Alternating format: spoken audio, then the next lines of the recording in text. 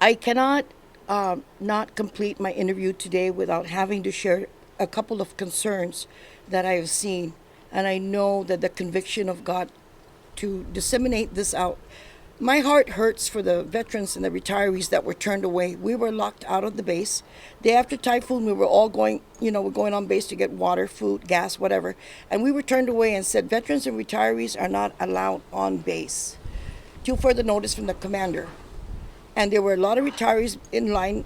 Oh, I've witnessed some in tears saying, hey, I got no gas, I got no water, I got to get sustenance for my family. So we were turned away and locked out of the base, if you will, if that's the appropriate term, locked or not able to access the base to utilize the facilities until further notice. So, we as an island suffered this. The military, us, and every walk of life in nationality. We are supposed to come together as children of God and do what we can to assist. What little we have, we extend out, which is what I do. I'm not trying to, put myself on the spotlight and get credit. I go every night. For the last 35 years, I'm in suffering mode right now with my brother and the challenges we have. But I take the time to make plates and go down and feed the homeless. That's what I do. I just came from there before you guys came here. Now, for that to happen, to lock out the retirees and the veterans is beyond me. It's heartless. It's heartless. And then I hear from the retirees that the National Guard also didn't allow veterans and retirees to get gas and utilize. And I get that. Maybe they're looking after their own. But, is there a hidden agenda here somewhere?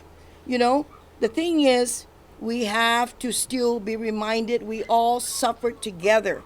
We all experienced the storm and the injustices that I see with everything else since the typhoon, 14th day later. And there's just injustices, selfishness, and totally oblivious to what is really out there. What is really out there, I just, the veterans that went before, my husband is a veteran of the Vietnam War. Those who fought in the wars, they're all in their 60s and 70s. They did their due diligence to serve and protect and give us the freedom we have now. And then yet, because we're frail and we're just retirees and veterans, we're turned away. Whoever the commander is, sir, with all due respect, thank you for your service. But shame on you for doing that to the local people here, whether it be Filipinos, Chamorros, and what have you. Veterans, they're all the same. They went home without water, food on the table. You know nothing of their lives and the different situations that they have to deal with. Damamalo, patay experience todos ti siya ginigit sa Guam.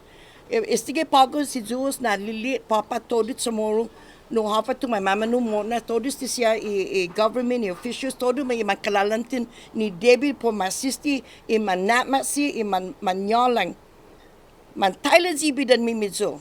Thailandzi, matugi Thailandzi. Make the sign of the cross, people, and know that there is a God. He's a merciful God. Divine mercy. Here's Santa Maria Carmelin and divine mercy. Make the sign of the cross and know who you have to answer to and be accounted for. Okay? Remember that. Remember that. Even you poor people still make, all they ask is dignity and self-respect. And it's hard for them to ask. They're the voiceless. Okay? I'm stepping up to be their voice. So I think I covered pretty much the stuff that needed to be, in the spotlight here. And Governor, please, Governor, do your best. And don't just rely on your staff to give you information that is incorrect, as such as in my situation up here. And the GPA boys, they're all vanished. Bucket trucks vanished. Haven't seen hair or hide of them.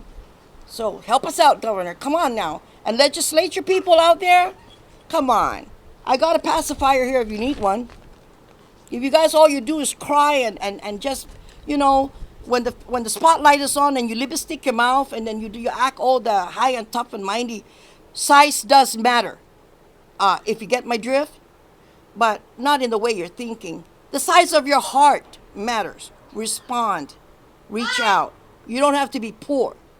Just reach out to your fellow man. Reach out to the homeless down the street. Go around, make a plate, even if it's one plate, go give the poor. Give them water. They need that dignity and that respect from all of us. We are all children of God. Remember that. Thank you so much.